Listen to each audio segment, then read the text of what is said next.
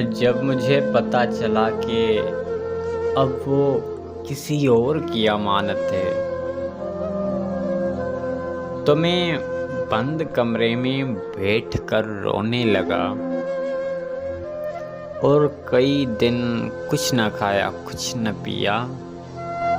تو تب کمرے کا دروازہ کھلا، لائٹ جلی کمرے کی، تو جب میں نے سرخ آنکھیں اٹھا کر دیکھا تو سامنے امی جان کھڑی تھی۔ امی نے میرا ہاتھ پکڑا اور میرے پاس آ کر بیٹھ گئیں، میرا ماتھا چوما اور بولی، بیٹا، قسمت تو خدا کے ہاتھ میں ہے، وہ تیری قسمت میں نہیں، تو یہ بھی اللہ کی مرضی۔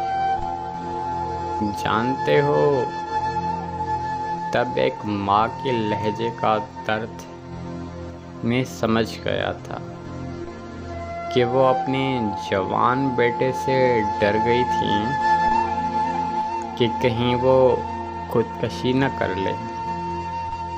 تب سے میں اپنی ماں کے سامنے روتا نہیں، لیکن بند کمرے کا حال کون جانے۔